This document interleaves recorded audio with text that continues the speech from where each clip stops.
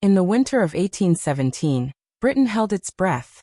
The nation's beloved princess, Charlotte Augusta, was about to give birth. She was young, vibrant, and adored by her people.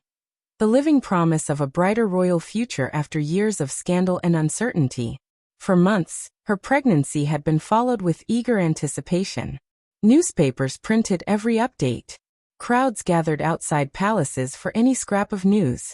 In every corner of the country, people imagined the same scene: a healthy child, the continuation of the royal line, and the dawn of a new chapter for the monarchy. Charlotte was not just another royal figure. She was the only legitimate grandchild of King George III, the bridge between a troubled present and a hopeful tomorrow. Her marriage to Prince Leopold of Saxe-Coburg-Saalfeld was not a cold political arrangement, but a rare royal love match, making the public's affection for her even stronger. She seemed destined to become one of Britain's most popular queens, a spirited, independent-minded woman whose progressive outlook resonated with the times. In her, the people saw a future where the monarchy might once again feel close to the lives of ordinary subjects. But fate, as it so often does, had other plans. On the evening of November 5, Charlotte went into labor. What followed was not the joyous occasion the nation had imagined. The labor was long and punishing, stretching past 50 hours. At last she gave birth, but to a stillborn son. The grief in the delivery room was overwhelming. Yet there was relief that Charlotte herself had survived. For a few short hours, it seemed she might recover. Then, without warning, her condition collapsed. In the early hours of the morning, the princess who was to be Britain's future queen was gone. She was only 21 years old. The news swept through the country like wildfire. People stopped in the streets, unable to believe what they had heard. Church bells tolled in mourning, shops closed their doors, and in towns from London to the smallest villages, tears were shed for a young woman most had never met but felt they knew. Britain had lost not just a princess, but the very vision of its future. What followed was a scramble for succession unlike anything the country had seen before. The king's unmarried, middle-aged sons rushed to find wives and produce heirs, setting off a chain of events that would eventually lead to the birth of Queen Victoria. Without Charlotte's untimely death, the Victorian era, with all its vast imperial reach and cultural influence, might never have happened. This is the story of the queen who never was, and the twist of fate that changed the course of British history forever. Welcome to our channel Words of Time, and in this video, we will uncover the remarkable and tragic life of Princess Charlotte Augusta, the woman who could have been Queen Charlotte I, and explore how her death reshaped the monarchy, redirected history, and left an echo that still lingers today. Charlotte Augusta's life is a story that could have changed British history. She was born into a royal family at a time when succession was uncertain, and the political world of Europe was in flux. Her short life was marked by public fascination, political importance, and a tragic end that left Britain without a clear heir. If she had lived, the monarchy in the 1800s might have taken a very different path. She was born in January 1796 to George, Prince of Wales, who would later become George IV, and Caroline of Brunswick. The marriage between her parents was not happy. It had been arranged to secure the royal line, and was more of a political deal than a romantic union. They separated soon after Charlotte's birth, and she grew up caught between two parents who disliked each other intensely. Her father was controlling and often kept her away from her mother, while her mother sought to win her affection in opposition to him. This made Charlotte's childhood emotionally complex, but it also turned her into a figure of sympathy in the public eye. The Britain she was born into was ruled by her grandfather, George III, who by then was suffering from recurring bouts of mental illness. The royal family's public image was far from perfect, with many of George III's adult sons living extravagant and scandal-prone lives. The only hope for a stable succession rested on legitimate heirs. At the time of Charlotte's birth, she was the only legitimate grandchild of George III. This made her position in the royal family hugely important. If her father became king, she would be the next in line. The early 1800s were a time of shifting alliances in Europe. The Napoleonic Wars dominated the political stage, and marriages among royal families were a tool for building political connections. Many monarchies and noble houses arranged unions not for love, but for strategic advantage. Britain, though more secure from invasion due to its naval power, was still deeply involved in continental politics. A marriage for Charlotte would not just determine her personal happiness, it could influence Britain's diplomatic relations. As she grew older, Charlotte became a young woman with a strong personality. She was independent-minded, intelligent, and not afraid to speak her mind. Her popularity among the people was notable. In an era when the public often viewed the royal family with cynicism, Charlotte was seen as a breath of fresh air. She appeared more genuine, more in touch with ordinary feelings than her uncles or father. This public affection would play an important role in the political debates over whom she should marry. Her father wanted her to marry Prince William of Orange, the future king of the Netherlands. The match made political sense because it would strengthen ties between Britain and the Dutch, important allies during and after the Napoleonic Wars. Charlotte, however, was not keen on the match. She worried it would require her to live abroad, which would distance her from Britain and her role as future queen. She resisted the pressure and, in a rare act of defiance for a royal daughter at that time, refused the marriage. This created tension between her and her father, but it also won her even more admiration from the British public, who saw her as someone willing to stand up for herself. Eventually, Charlotte married Prince Leopold of Saxe-Coburg-Saalfeld in May 1816. Leopold was a younger son of a German ducal family, but he was well respected and had military experience, having served in the Russian army during the Napoleonic Wars. The marriage was a love match, rare for the royals of that era, and it seemed promising for both personal happiness and the stability of the monarchy. The couple quickly became a symbol of hope for Britain. They were young, attractive, and seemed genuinely devoted to one another. The nation pinned its hopes on Charlotte producing heirs who would secure the Hanoverian line. With the royal uncles producing no legitimate children at the time, Charlotte's pregnancy in 1817 was a matter of national excitement. Crowds followed news of her health closely, and newspapers reported every detail. It was seen as the beginning of a new chapter for the monarchy, one that could restore public confidence and stability after decades of scandal and uncertainty. The joy turned to tragedy in November 1817. After a long and difficult labor, Charlotte gave birth to a stillborn son. The nation's grief deepened when she herself died soon after from complications. She was only 21. Her death was a national shock. Bells tolled in mourning, shops closed in respect, and people wept openly in the streets. It was said that the sorrow in Britain was greater than even when George III died years later. Her death created a succession crisis. With no legitimate heirs in her generation, the unmarried and childless sons of George III scrambled to find wives and produce heirs. This sudden race to marry and have children would eventually result in the birth of Queen Victoria in 1819. Had Charlotte lived and had children, Victoria would never have been queen. The entire line of succession would have followed a different course, possibly changing not just the monarchy, but Britain's political history. Charlotte's story is also a reminder of how precarious childbirth was in the early 19th century. Even for the wealthy, medical understanding was limited, and complications that would be treatable today were often fatal. Her death also spurred some discussions about improving maternal care, though meaningful change in obstetrics would take decades. In the broader European context, Charlotte's life sits at the intersection of personal choice and political necessity. Her refusal to marry William of Orange altered diplomatic calculations, and her choice of Leopold helped establish ties that would later influence the history of Belgium, since Leopold went on to become its first king in 1831. Even without living to take the throne, Charlotte shaped history in indirect ways. The what-if of her life continues to fascinate historians. If she had lived, Britain's royal history might have looked very different. A line of monarchs descended from Charlotte and Leopold could have led to different political alliances, and perhaps even altered the course of colonial policy, European diplomacy, and domestic reform. Her popularity might have given the monarchy a stronger base of public support earlier in the 19th century, smoothing the political tensions that marked the reigns of George IV and William IV. Charlotte Augusta is often forgotten in popular history because her life was so short, but her importance at the time cannot be overstated. She was not just a beloved princess. She was the keystone of the royal succession during a fragile period. Her death set in motion events that reshaped the monarchy, eventually leading to Victoria's long reign. Her story is ultimately one of potential never realized. She had the qualities that could have made her a popular, and perhaps even transformative queen. She connected with the people, understood the weight of her position, and had a partner she truly cared for.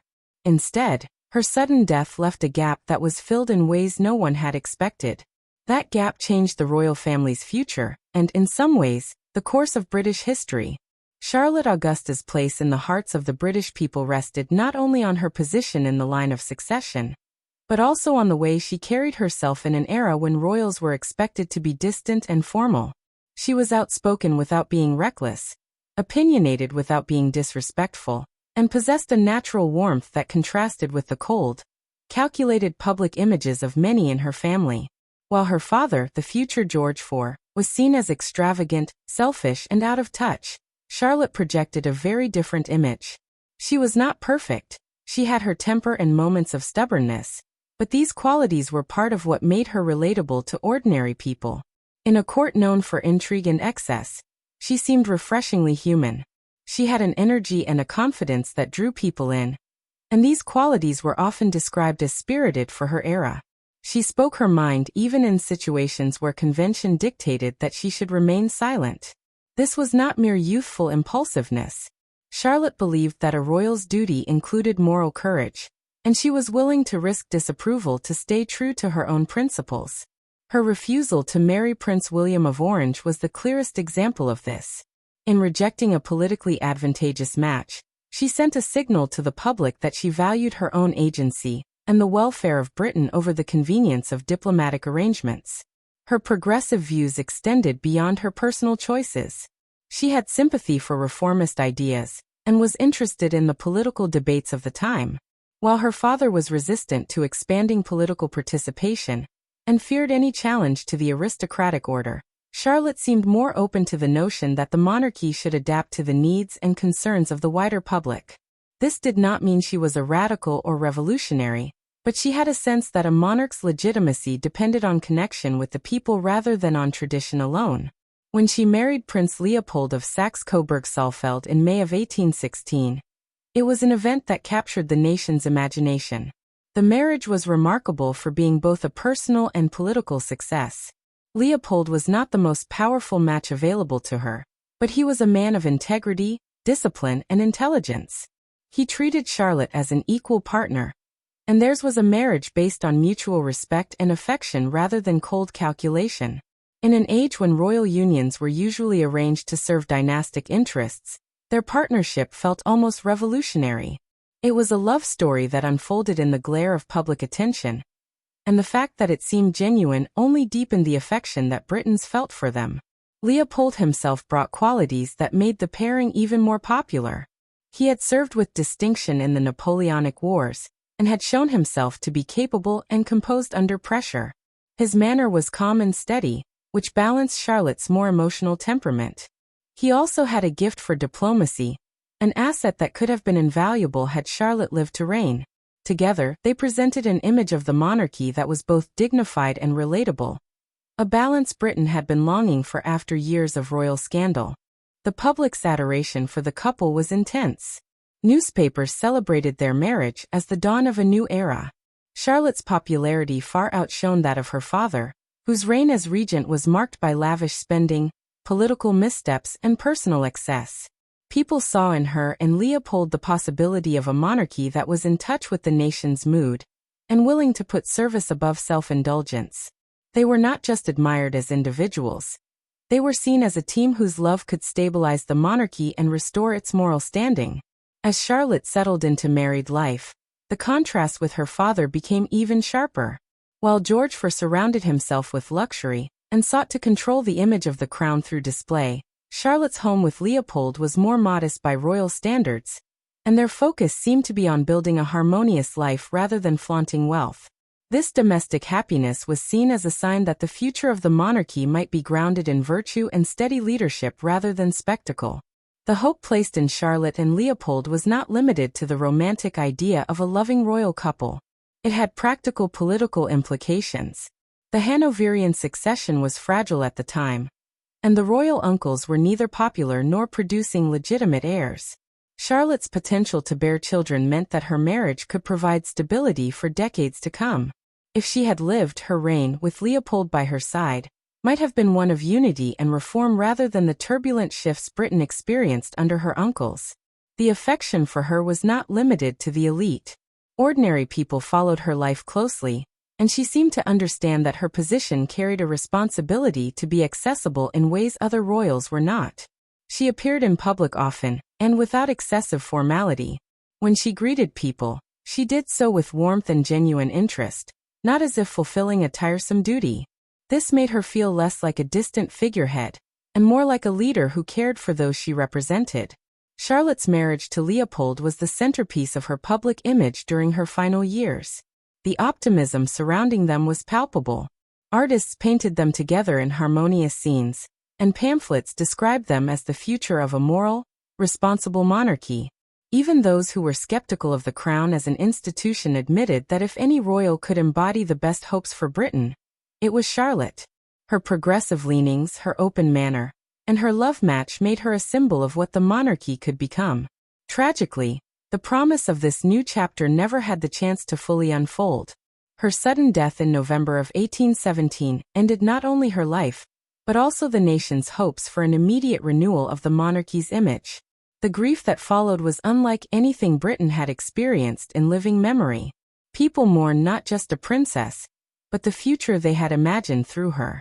It was as if an entire dream had been taken from them overnight. The loss left a vacuum that would be filled in unexpected ways, altering the course of royal history for the rest of the century. Charlotte's marriage to Leopold had placed her at the very heart of Britain's hopes for a stable and beloved future monarchy, and that hope only grew stronger when it became known that she was expecting her first child. The news of her pregnancy spread quickly, and was greeted with a level of excitement rarely seen for any royal event.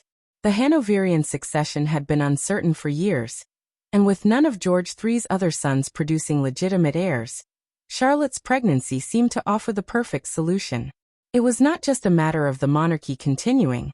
It was the idea that the next generation would be led by a queen who was loved by her people and supported by a husband who was respected for his steadiness and honor. From the moment the pregnancy was confirmed, newspapers carried frequent updates on her condition, each one read eagerly by a public that felt personally invested in her well-being. In drawing rooms and coffeehouses, people speculated about whether the child would be a boy or a girl, with many quietly hoping for a son who would secure the line of succession beyond question. Portraits of Charlotte were displayed in shop windows, and her image was sold on souvenirs. She was more than a royal figure. She was seen as the embodiment of national renewal. The pregnancy was not without its challenges. Charlotte had always been in reasonably good health, but she was not particularly strong, and medical care at the time was limited by a lack of understanding about complications that today would be closely monitored. Still, she seemed optimistic, and her letters to friends and family during those months reflected a mixture of excitement and nervousness. Leopold was attentive and protective, ensuring she followed the advice given by her physician, Sir Richard Croft, a respected man in his field. Their household in Claremont became a quiet and guarded place, focused entirely on preparing for the birth. By the autumn of 1817, the anticipation had reached its peak. On the evening of November 5, Charlotte went into labor. What should have been a joyous moment for the royal family, and the nation quickly became an ordeal. The labor was long and exhausting, stretching over many hours without progress. Croft, committed to avoiding the dangerous interventions common in earlier times, decided to let the birth take its natural course. This meant that Charlotte endured more than 50 hours of labor, a strain that took a severe toll on her strength. In the early hours of November 6, she finally gave birth to a stillborn son. The child was described as large and fully developed, and the delivery was difficult enough to leave Charlotte completely drained. The stillbirth itself was devastating news, but the worst was yet to come. At first, there was relief that she had survived the ordeal, and Leopold, though grief-stricken, stayed by her side. For a short time, it seemed she might recover. She took some nourishment and even spoke with those around her, showing flashes of her usual determination. But later that night, Her condition began to worsen suddenly and without warning. She became restless and began having trouble breathing. The cause, though not fully understood at the time, was likely a postpartum hemorrhage or an embolism. Within a few hours, Charlotte had collapsed, and despite frantic efforts, she died in the early morning hours of November 6. She was just 21 years old. The shock was immediate and overwhelming. News of her death spread through the country with incredible speed. By the time morning broke, towns and villages far from London were already in mourning. Shops closed their doors, theaters went dark, and public celebrations were cancelled. Bells tolled across cities, and in many places, people wept openly in the streets. The sense of grief was raw and deeply personal, as though every household had lost one of their own. This was more than the loss of a princess. It was the loss of the future people had been promised and had begun to believe in. Charlotte was young, relatable, and had seemed to stand apart from the flaws of her family. Her death left the monarchy with no direct heir from her generation, and the sense of hope she had inspired was suddenly replaced with uncertainty and anxiety about what would come next. The public mourning was unlike anything Britain had experienced in living memory. Newspapers struggled to find words that could capture the depth of the sorrow, and artists produced countless prints and engravings depicting the grieving nation. Her funeral, held at St. George's Chapel in Windsor, drew immense crowds despite the cold November weather. Many stood in silence as her coffin passed, unable to speak through their tears. The grief even extended across Europe. Foreign courts sent messages of condolence, recognizing not just the dynastic importance of her loss, but also the human tragedy it represented. Leopold was inconsolable. He had been deeply in love with Charlotte, and her sudden death shattered him. For weeks he withdrew from public life, unable to face the responsibilities or the people who had once looked to him as part of the royal couple who would save the monarchy's reputation. His devastation was matched by that of Charlotte's mother, Caroline, who had been estranged from her daughter for much of her life, but was nonetheless heartbroken. The loss also had political consequences that were felt almost immediately. With Charlotte gone, the Hanoverian succession once again became precarious.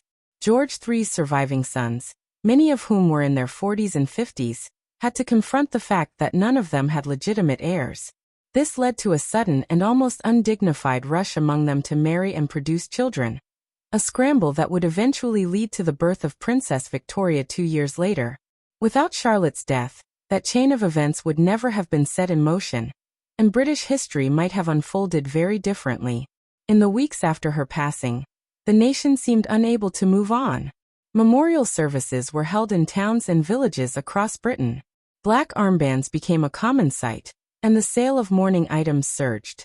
Poets wrote verses in her memory, and ordinary citizens sent letters to newspapers expressing their grief. It was as though the country had lost not only a royal figure, but also the embodiment of its hopes for a kinder, more modern monarchy. The emotional impact was so great that it even influenced the way medical care for childbirth was viewed. Many began to question the methods used during Charlotte's labor, and whether more could have been done to save her and her child. In the most tragic twist, Sir Richard Croft, consumed by guilt and public criticism, took his own life a few months later. His suicide only deepened the sense of a shared national tragedy, as though Charlotte's death had set off a chain of grief that touched every level of society. Charlotte's passing marked a turning point not only for the royal family, but for Britain's collective sense of its future.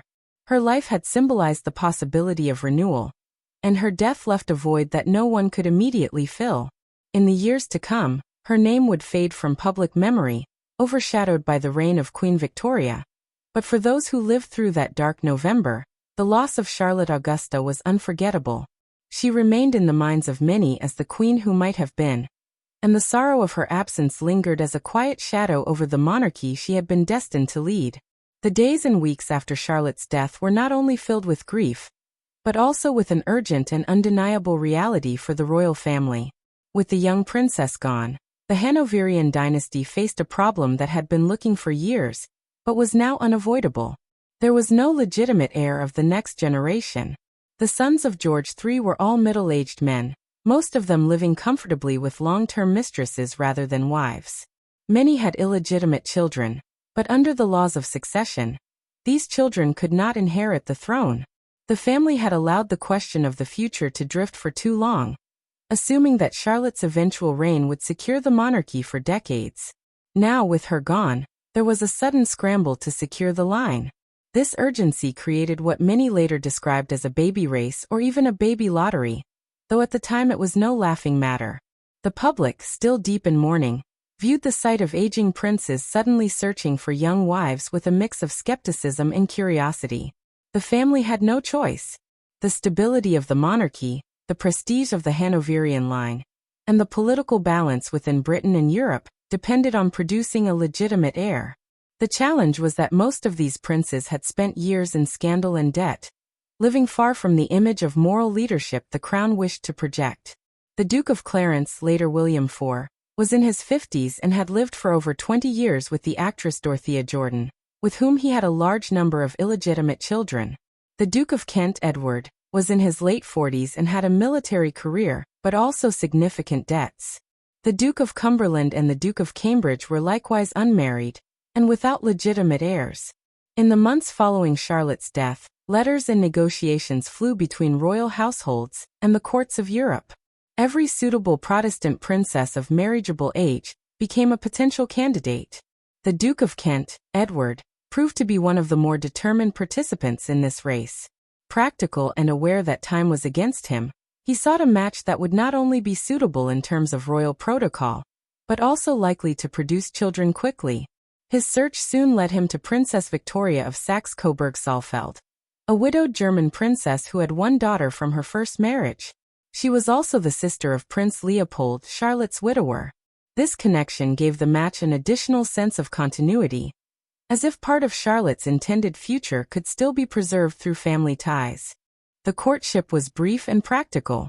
There was no long romance, no drawn-out negotiations beyond ensuring that the union met the political and religious requirements of the British throne.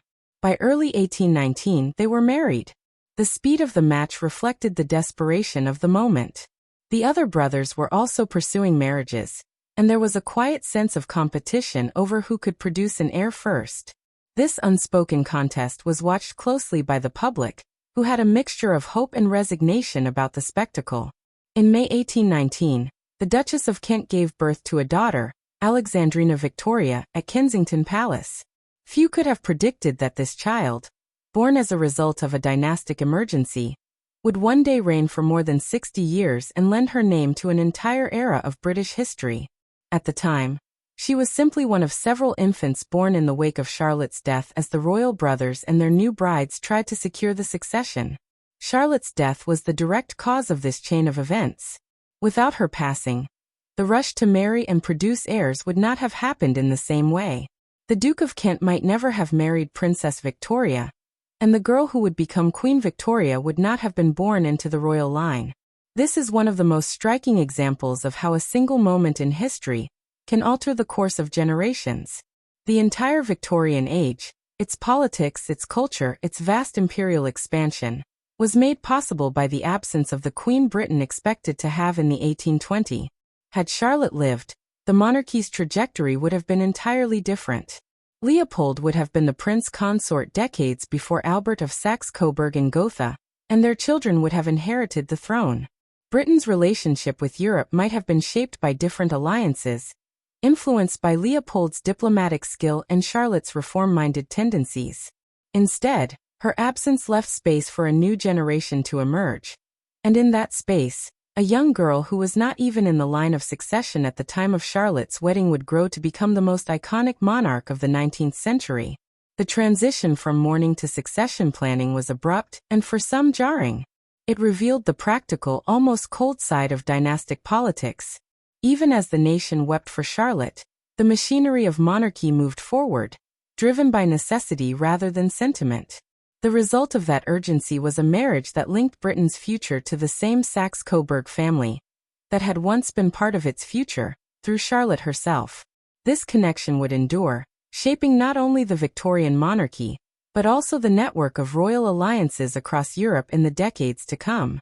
The irony is that Charlotte's death, which had seemed like an irreparable loss to the nation, ultimately produced a monarch who would give the crown one of its most stable and celebrated periods. Yet for those who had loved Charlotte, there was no real consolation in this outcome. The shadow of what might have been remained, a quiet reminder that history is as much about loss as it is about continuity. If Charlotte Augusta had lived, the story of Britain in the 19th century might have unfolded in a completely different way. It is not only a question of who would have worn the crown, but of how the crown itself would have been seen by the people, how politics might have shifted, and how Britain's place in Europe could have been altered. The reign of Queen Victoria is one of the most famous in British history, but it only came about because Charlotte's life ended so suddenly. Imagining a Queen Charlotte I is not simply an exercise in historical curiosity. It is an exploration of how a single life can redirect the flow of events for an entire nation and beyond. Charlotte's personality suggests that her reign would have looked different from Victoria's in several key ways. She was outspoken, at times impulsive, and not afraid to disagree openly with those around her. This contrasted sharply with Victoria, who, despite being strong-willed in private, tended to keep a more reserved and carefully managed public image, especially in her early years. Charlotte's willingness to speak her mind, combined with her deep connection to the public, might have led to a monarchy that engaged more directly with social and political issues. Where Victoria often leaned on her ministers to shape the tone of her reign, Charlotte might have been more personally involved in debates over reform. Her sympathy for progressive ideas, even if moderate by modern standards, could have influenced the pace and nature of changes in Britain.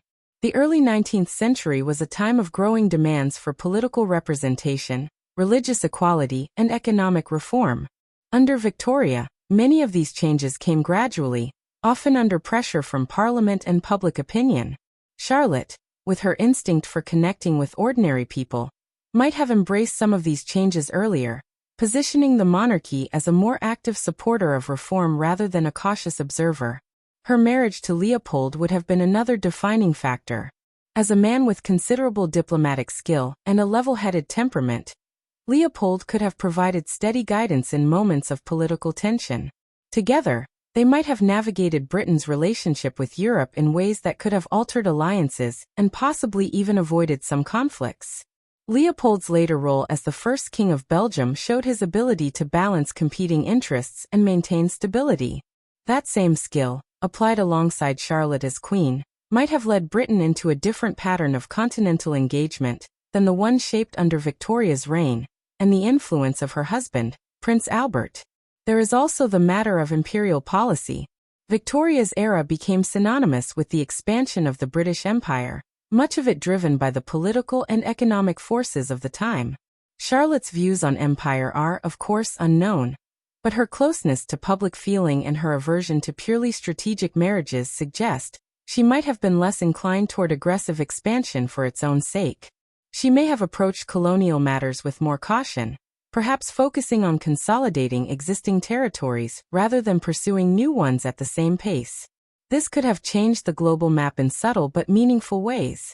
Imagining her reign inevitably raises the question of what kind of legacy she would have left. Victoria came to symbolize an age of moral strictness, industrial progress, and imperial grandeur. Charlotte might have left behind a different legacy, one remembered for openness, domestic stability, and an earlier embrace of constitutional modernity. Her charisma and directness might have made her a queen of the people in a way that even Victoria, with her long reign, did not fully achieve. The enduring fascination with Charlotte's story comes from this tension between what was and what might have been. History gives us the facts. She died young, her cousin Victoria became queen, and the Victorian era followed. But in the spaces between those facts lies a world of possibility. Every time her name is mentioned, it carries with it the ghost of an unwritten chapter. People are drawn to her story not just because she was young and beloved, but because her life sits at a crossroads in history, where one path was taken and the other vanished forever. This fascination is partly about destiny. The idea that someone so close to the throne, with such promise and public affection, could be lost so suddenly reminds us how fragile succession can be. Monarchies are built on careful planning, tradition, and the assumption of continuity, yet Charlotte's death showed that a single event could throw all of that into disarray. In the scramble that followed, an entirely different royal future was forged, and one that has shaped the monarchy to this day. It also resonates because it is a deeply human story. Beyond the titles, politics, and historical consequences, Charlotte's life and death are about love, loss, and the unpredictable turns of fate. People can relate to the idea of plans upended by tragedy, of futures imagined and then erased. Her marriage to Leopold was one of rare mutual affection in royal history, and their separation by death has the kind of poignancy that endures across centuries. Today, when the British monarchy still faces questions about its relevance and role, Charlotte's story serves as a reminder of how much depends on personal character, as well as historical circumstance. A popular monarch can inspire unity and trust, but they are still subject to the same vulnerabilities as anyone else. Her death did not end the monarchy, but it reshaped it, proving that even in an institution designed to project stability, change can come suddenly and irrevocably. Charlotte's life invites reflection on the balance between individual will and historical inevitability. Could she have steered the monarchy in a different direction? Almost certainly, but how far that influence would have gone is something we can never know. What is certain is that her presence would have altered the personal and political dynamics of the 19th century in ways that historians can only guess at. That uncertainty is part of what keeps her memory alive. The sense that behind the known history lies another story, forever untold. Her place in history is like a faint echo, a voice that was silenced before it could be heard fully, but whose absence shaped the conversation that followed. In every portrait of Victoria, in every reference to the stability of her reign, there is an unspoken acknowledgement that it was only possible because Charlotte was not there. This is why her story still matters, not only to those who study the monarchy, but to anyone who understands how fragile the threads of history can be. One life, one event, can change the course of a nation, and Charlotte Augusta is one of the clearest examples of that truth. Her story ends not with the rule she might have had, but with the legacy she left behind by accident. Her death closed a chapter before it began, but it also set off events that lead to one of the most important periods in British history, the Victorian era, with its great achievements and deep conflicts, came about partially by chance. Her life shows that history is shaped as much by what does not happen as by what does. Her story is not only about the past, but also about how succession, leadership, and fate work. Empires depend on tradition and ceremony, but they are also subject to chance like any other human system. Her short life is a clear reminder that even the most carefully planned future can disappear in a moment, sending history in a completely new direction. Her legacy is not only about what Britain lost, but also about how it adapted, showing both the weakness and the strength of the crown.